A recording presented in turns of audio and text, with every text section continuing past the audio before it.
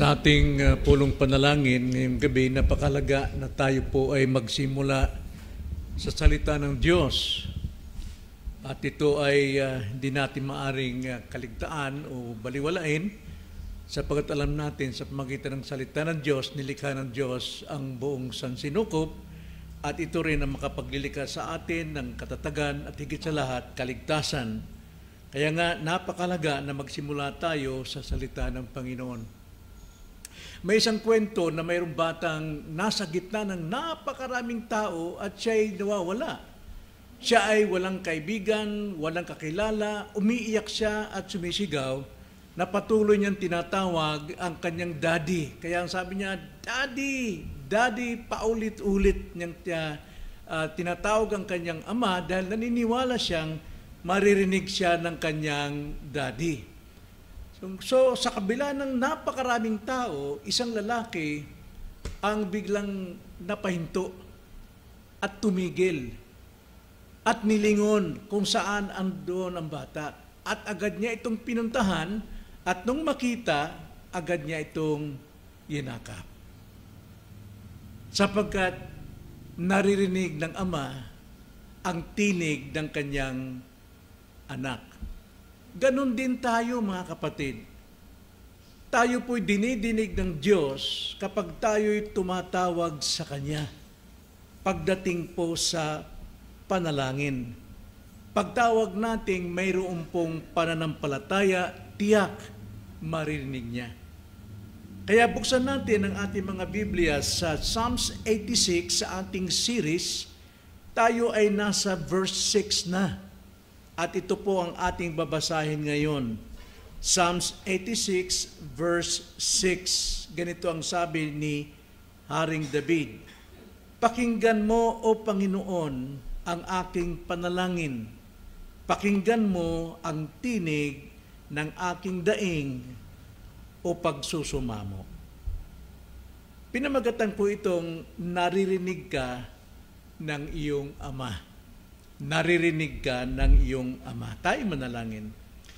Panginoon, nagpapasalamat kami sapagkat may katiyakan at iyo rin pong pangako na sa sandaling kami tumatawag sa inyo, kayo po ay dirinig sa amin. At ipapaliwanag ninyo ang mga mahiwaga at di namin alam na mga bagay sang-ayon po sa iyong kalooban na itinakda sa lahat ng tumatawag sa iyo. Kaya ngayong gabi, Panginoon, samahan niyo kami, Banal na Espiritu, magbigay sa amin ng espiritual na kaunawaan sa iyong salita. Huwag niyo kaming iwan sa aming pong makalaman na pangunawa sapagkat kami tiyak lang ay magkakamali. Kaya Panginoon, mangusap kayo sa amin sa gabing ito, patibayin niyo kami sa aming pong pananampalataya. Ito ang aming dalangin sa pangalan ng Panginoong Hesus. Amen. Alam natin, Psalms 86, ito ay isang panalangin ni David, awit panalangin ni David sa gitna ng kanyang pagdurusa, sa gitna ng kanyang kahinaan, tumatawag siya sa Diyos, hindi siya tumitigil, sapagkat batid niya na ang Panginoon ay puspos ng habag at handang tumugon sa kanyang mga anak. Bagamat hari si David, bagamat siya isang hari, siya ay mapagpakumbaba pagdating sa harap ng hari ng mga hari, Panginoon ng Panginoon, at siya'y tumatawag. Kaya ang layunin natin sa mensaheng ito ngayong gabi ay upang ipakita na si Kristo ang ating tanging tagapamagitan sa panalangin. At hindi lamang yon upang tayo hikayatin na tayo lumapit sa Diyos na may buong tiwala at kababaang loob sa panalangin. At higit sa lahat, ipamuhay ang pananampalatayang nagtitiwala tayo sa pandinig at pagkilos ng Diyos sa ating panalangin. So sa panalangin ngayon, ang ating pong titignan, puso at tinig ay kailangan sa panalangin. Puso at tinig ay kailangan sa panalangin. Una, sa panalangin, kailangan ng puso. Kailangan ng pusong dumudulog sa Diyos. Ganito ang sabi sa ating text sa unahan. Pakinggan mo, O Panginoon, ang aking dalangin. Kung ating dadamhin ang tono ng panawagan ni Haring David, alam nating mula ito sa kanyang puso. Sa konteksto na siya ay napalayo sa kanyang trono dahil sa kanyang anak na rebelde. Kaya naman makikita natin ang kanyang panalangin, pakinggan mo, O Panginoon, ang aking dalangin. Na ang panalangin ay pagpapahayag ng ating pagdepende sa Diyos. Tulad kay Haring David, ito ay isang tulad ng bata kanina na umiiyak sa gitna ng napakaraming mga tao. At doon din sa napakaraming tao, may isang lalaking tumigil at alam natin narinig siya ng kanyang ama. Kaya nga tayo rin sa ating buhay, anuman ang problema natin, lumapit tayo sa Diyos bilang anak, hindi bilang utusan ang ating Diyos, kundi bilang anak na may pusong mapagpakumbaba. Minsan dinidiktahan natin ang Diyos, pero kung ating pinapakiusapan ng Diyos, ayon sa kanyang salita, tayo ay lumalagay na isang anak na mapagpakumbaba. Tayo ay may lakas ng loob na lumapit sa Ama dahil si Jesus ang namamagitan sa atin. Kaya hindi tayo dapat mahiyang lumapit at tumawag sa Kanya. So ikalawa, sa panalangin una, kailangan dito ang puso. Pusong mapagpakumbaba sa Diyos. Ikalawa, sa panalangin, kailangan dito ang tinig. Tinig ng may pananampalataya. Sa ating teksto, buuin natin ang pagkakasabi, pakinggan mo, O Panginoon, ang aking panalangin, pakinggan mo ang tinig ng aking daing. Punong-puno po ng pananampalataya ang panalangin ni David nang sabi niya, at pakinggan mo ang tinig ng aking mga daing. Daing dyan, ang ibig sabihin, ay hindi lang basta paghingi, kundi ito ay pagmamakaawa. Masidihing pananalig na nagmamakaawa si David na tanging ang pag-asa niya ay Diyos. Kung wala ang Diyos na dirinig sa kanya, alam niyang wala siyang magagawa. Tulad ng isang babaeng ina sa Kananea, isang Kananeang babae, lumapit siya sa ating Panginoon sa Matthew chapter 15 verse 22 hanggang 28. Isang araw lumapit siya at siya'y talagang sumamba sa Panginoon, nagmamakaawa siya dahil ang kanyang anak ay inaalihan ng demonyo. Mabigat na problema yan pagka anak na ang pinag-uusapan.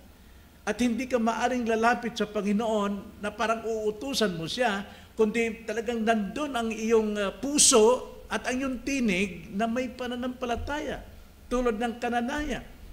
Pinaalis siya ng mga alagad dahil siya'y istorbo, dahil nagsusumigaw siya.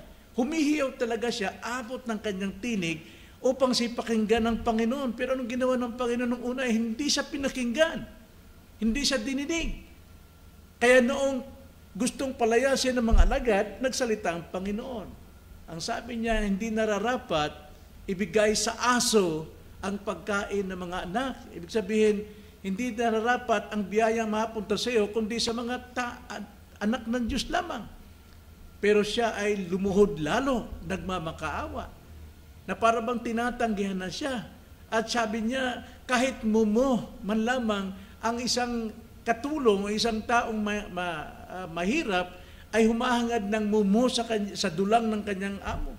Kaya ang Panginoon ay talaga namang nahabag sa kanya at humanga sapagkat matindi ang kanyang pananalig sa panalangin. Sa tinig niya lumalabas ang pananalig. Kaya ang sabi ng Panginoon, napakadakila ng iyong pananampalataya sapagkat wala akong natagpo ang ganon tumawag sa panalangin sa bayang Israel. So, eto rin si David, yun ang kanyang ginagawa. Wala siyang tigil habang siya ay na-exile, malayo sa kanyang kaharian. Kaya sa ating buhay, ipagpatuloy natin ang pagsusumamo sa Diyos sa ating pangailangan.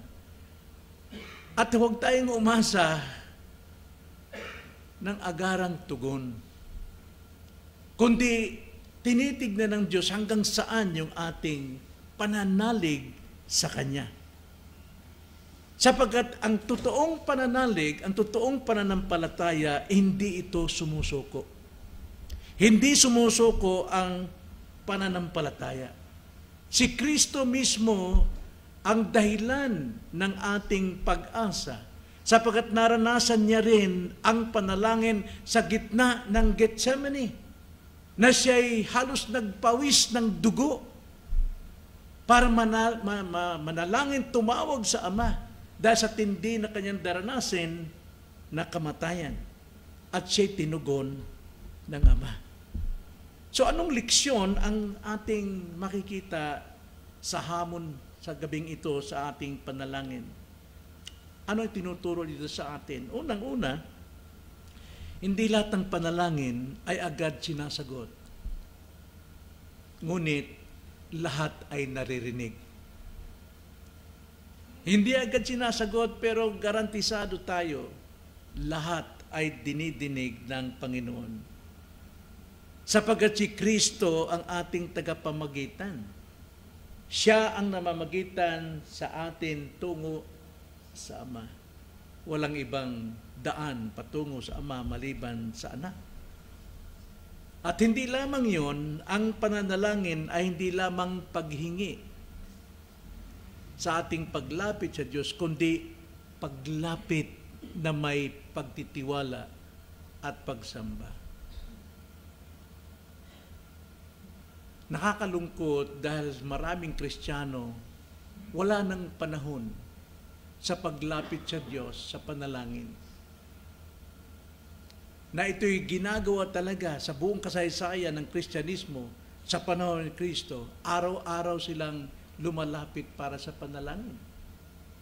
Pero marami sa panahon ngayon na ipinakatwiran, hindi ka makikitang Kristiyano sa iyong pagdalo sa pagsamba. Hindi raw nasusukat sa pagdalo ang pagiging totoong Kristiyano.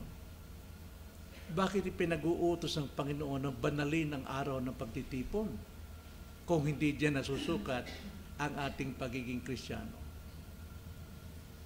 Kailangan nating lumapit sa Diyos, hindi lamang sa araw ng pagtitipon, kundi araw-araw. At hindi lamang dapat tayo lumalapit sa Diyos sa panahon ng kagipitan, kundi sa panahon ng kaginawaan, sapagkat kadalasan doon tayo nagkukulang na magpasalamat sa Diyos sa kaginawaan. At ang sabi sa banal na kasulatan, kung atin lamang itong panghawakan, Psalms 145 verse 18, ganito po ang sabi: ang Panginoon ay malapit o malapit sa lahat ng sa Kanya'y nananawagan, sa lahat ng tumatawag sa Kanya sa katotohanan. Kaya napakalaga po talaga na tayo po'y nasa Panginoon palagi.